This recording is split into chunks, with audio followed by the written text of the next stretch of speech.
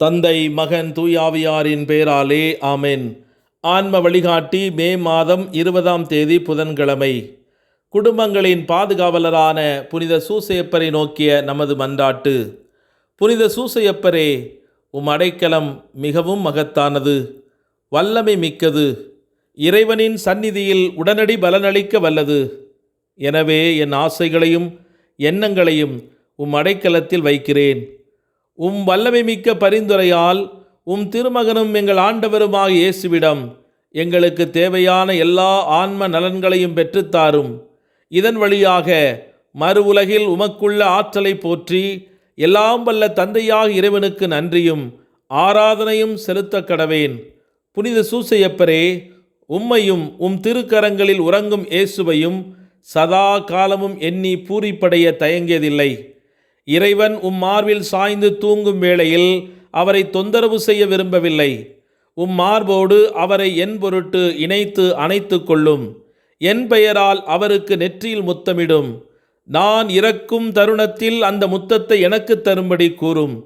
மரித்த விசுவாசிகளின் ஆன்ம காவலனே, எங்களுக்காக மன்றாடும். ஆமேன். யோவான் நற்செய்தி 17ஆம் அதிகாரம் 19வது இறைவார்த்தை. அவர்கள் உண்மையினால் உமக்கு உரியவராகும்படி அவர்களுக்காக என்னையே உமக்கு அர்ப்பணமாக்குகிறேன். இது கிறிஸ்து வழங்கும் வாழ்வு தரும் நற்செய்தி. கிறிஸ்துவே உமக்கு புகழ். சிந்தனை. இந்த உலகில் நிகழும் எந்த அற்புதமும் நிச்சயமாக இந்த முழு உலகத்தை விடவும் குறைவான அற்புதமே ஆகும். நான் குறிப்பிடுவது வானத்தையும் பூமியையும் அவற்றுள் உள்ள அனைத்தையும். இவற்றை நிச்சயமாக கடவுளே படைத்தார். ஆனால் படைப்பாளரே மனிதனுக்கு மறைவாகவும் புரிந்து கொள்ள முடியாதவராகவும் இருப்பது போலவே படைப்பின் முறையும் அவ்வாறே உள்ளது. ஆகையால் கண்ணுக்கு புலப்படும் இவ்வுலகின் நிலைத்திருக்கும் அற்புதம் எப்போதும் நம் கண்முன்னே இருப்பதால் அது பெரிதாக கருதப்படுவதில்லை.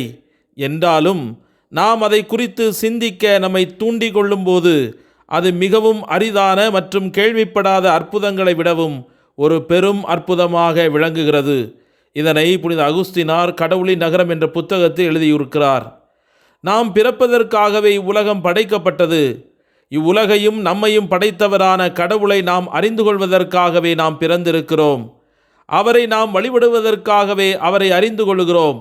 நமது உழைப்பின் வெகுமதியாக அழியாமையை பெறுவதற்காகவே அவரை வழிபடுகிறோம். ஏனெனில் கடவுளை வழிபடுவது மாபெரும் உழைப்புகளை கொண்டது. தேவ தூதர்களைப் போல ஆக்கப்பட்டு உன்னதமான தந்தைக்கும் ஆண்டவருக்கும் என்றென்றும் சேவை செய்யவும் நித்திய காலத்திற்கும் கடவுளுக்கு ஓர் ராஜ்யமாக இருக்கவும் இந்த நோக்கத்திற்காகவே நாம் அழியாமையால் வெகுமானம் அளிக்கப்படுகிறோம். இதுவே எல்லாவற்றின் சாரம். இதுவே கடவுளின் இரகசியம். இதுவே உலகின் மர்மம். இவ்விஷயங்களிலிருந்து அந்நியப்பட்டவர்கள் தற்கால இன்பங்களை தேடி பூமிக்குரிய மற்றும் நிலையற்ற பொருட்களை தேடுவதில் தங்களை அர்ப்பணித்து மரணகரமான இன்பங்களின் மூலம் பரலோக நோக்கங்களுக்காக பிறந்த தங்கள் ஆன்மாக்களை சேற்றிலும் சகதியிலும் மூழ்கடித்தவர்கள் என்று தன்னுடைய தெய்வீக நிறுவனம் என்ற புத்தகத்தில் லாக்டோன்சியஸ் என்கிற புனிதர் வெளிப்படுத்துகிறார். ஆகவே திருச்சபை தந்தர்களின் கூற்றுக்களின் அடிப்படையில் நாம் எதற்காக படைக்கப்பட்டிருக்கிறோம்? நம் படைப்பின் நோக்கமாக இறைவனை அறிந்து அவரை அன்பு செய்து அவருக்கே ஊழியம் செய்ய இன்றைய நாளிலே இணைந்து மன்றாடுவோம். ஜெபிப்போமாக. எங்களை வாழ்வித்து வளங்களை கொடுத்து எங்களை ஆசீர்வதித்து வழி நடத்துகிற எங்கள் அன்பின் பரலோக தந்தையே, இதயத்தின் ஆழத்தில் எழுகின்ற நன்றி உணர்வால் உம்மை போற்றி துதித்து ஆராதித்து மகிழ்கிறோம். நீர் நல்லவர், எங்களுக்கு போதமானவர். எங்கள் வாழ்வின் தேவைகளில் எங்களை சந்தித்து எங்களை ஆச்சரியப்படுத்துகிற காரியங்களால் எங்களை வழிநடத்துகிறவர். அபிரகாமின் கடவுள், ஈசாக்கின் கடவுள், யாக்கோபின் கடவுள் எங்கள் கடவுளாக விளங்குவதால் அவர்களுக்கு செய்த அற்புத அதிசயங்கள் மூலமாக இன்றும் உம்முடைய நன்மைத்தனங்கள் எங்கள் வாழ்விலே தொடர்ந்து கொண்டிருக்கிறது என்பதை நினைத்து உமக்கு துதிகன மகிமையை செலுத்துகிறோம். அன்பு ஆண்டவரே, விலையேறப்பெற்ற இரத்தத்தை எங்களுக்காக சிந்தியவரே, பரலோகத்தின் மகிமையை துறந்து பூலோக வாழ்கின்ற மனிதர்களை எங்களை தேடி வந்தவரே, உம்மை போற்றி துதிக்கிற இந்த வேளையிலே உமது கரங்களிலே எங்களுடைய வேண்டல்கள் விண்ணப்பங்களை ஒப்புக் கொடுத்து மன்றாடுகிறோம். ஆண்டவரே, ஒவ்வொரு அதிகாலை வேளையிலும் உம்முடைய இரக்கத்திற்காக காத்திருக்கிற எங்கள் மீது உமது அன்பு பொழியப்படுவதாக.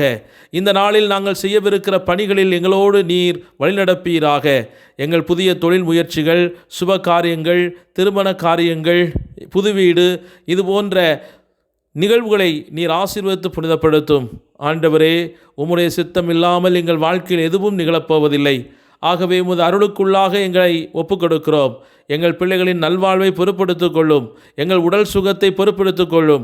இன்று பல்வேறு விதமான நோய்களால் அவதிப்பட்டு கொண்டிருக்கிற ஒவ்வொருவருக்கும் இன்று உமது தொடுதலாலும் வார்த்தையினாலும் விடுதலை கிடைப்பதாக.